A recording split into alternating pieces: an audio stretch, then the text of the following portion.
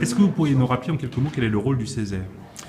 Ben, le Césaire, c'est la deuxième assemblée régionale, c'est une assemblée dite consultative qui rassemble toute la diversité de la société civile, qui émet des avis sur l'ensemble des politiques régionales, mais qui se saisit aussi, et c'est un des volets importants de cette assemblée, de questions qui sont des questions sociétales, des questions économiques, des questions, par exemple, dernièrement, on a traité d'un sujet qui est difficile s'il en est, pour pas dire conflictuel, le dossier du nucléaire et de l'avenir du nucléaire dans cette région.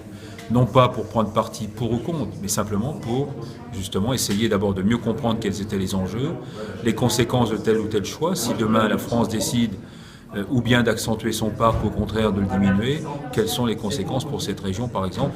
Voilà le type de dossier sur lesquels nous travaillons ici au Césaire.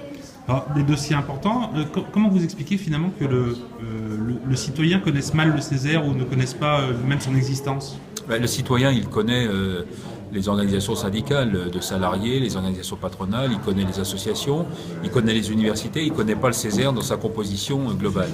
Ou en tout cas, il le connaît mal. Donc c'est à nous sans doute de mieux communiquer. Bon, il se trouve aussi que, contrairement à une assemblée politique où les joutes oratoires et les joutes entre les tendances politiques, évidemment, alimentent beaucoup plus les médias.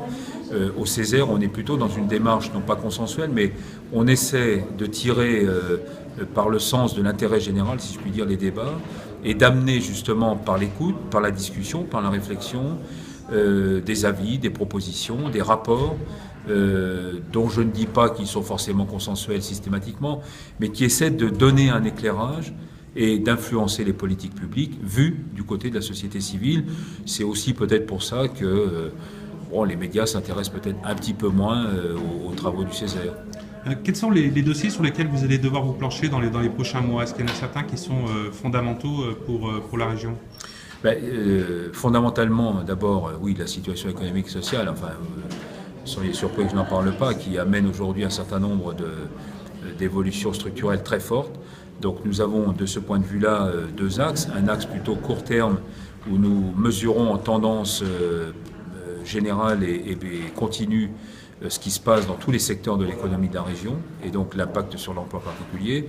Et puis des travaux plus fondamentaux justement sur des pôles d'activité dans cette région qui méritent qu'on les renforce ou qu'au contraire on y apporte des réponses spécifiques parce qu'ils connaissent des difficultés. On a travaillé récemment sur les agromatériaux, on a travaillé sur les pôles de compétitivité. Enfin, il y a beaucoup de sujets sur lesquels aujourd'hui nous nous exprimons.